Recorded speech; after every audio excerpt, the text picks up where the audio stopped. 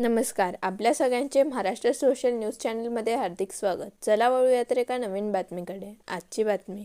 आज महानगरपालिका निवडणुकीच्या पार्श्वभूमीवर अर्ज मागे घेण्याची शेवटची मुदत असताना धुळे शहरात भाजप आणि राष्ट्रवादीचे कार्यकर्ते एकमेकांना भिडले असल्याचे चित्र पाहायला मिळाले. धुळे शहरातील रामनगर पाण्याच्या टाकी येथे प्रभाग क्रमांक 5चे निवडणूक कार्यालय असून त्या ठिकाणी आज उमेदवारी मागे घेण्याची प्रक्रिया सुरू असतानाच भाजपचा व राष्ट्रवादी अजित पवार गटाचा वाद उफाळून आला आणि हा वाद इतका टोकाला गेला की प्रभाग क्रमांक 5 मधील भाजपच्या उमेदवाराच्या पतीने राष्ट्रवादी काँग्रेस पक्षाचे उमेदवार असलेले रमेश बोरसे यांच्यावर धारदार शस्त्राने प्राणघातक हल्ला केल्याचा गंभीर आरोप राष्ट्रवादीच्या उमेदवाराकडून करण्यात आला आहे. तसेच आमच्यावर झालेल्या प्राणघातक हल्ल्याची उपमुख्यमंत्री अजितदादा यांनी दखल घेऊन संबंधितांवर योग्य ती कारवाई करावी अशी देखील मागणी यावेळी करण्यात आली आहे. तर दुसरीकडे भाजपा उमेदवाराच्या दीराला देखील गोळी लागल्याची माहिती मिळत आहे.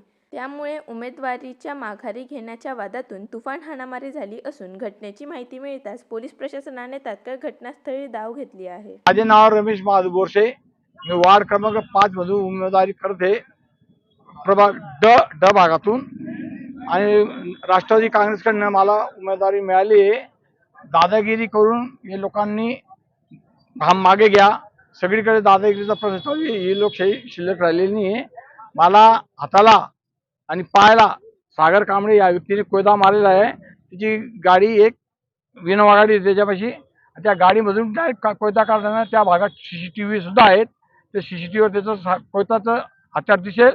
आणि बहुतेक लोकांना धुळ्यातून बहुतेक लोकांना दम दिला जातोय आणि त्याच्यावर अशी योग्य ते आणि पहिले खुनाचे गुन्हे दाखल आहेत. त्या खुन्याचा करणारा त्या BJPवाल्यांनी त्याला उमेदवारी कशी दिली हे आम्हाला कळत नाही. त्यामुळे लोकशाही काही जिवंत राहिलेली नाही धुळ्यात शहर महाराष्ट्रामध्ये. त्यामुळे सगळ्या लोकांनी त्याच्यावरती आम्ही पोलीस स्टेशनला गुन्हा दाखल करणार आहेत. बस.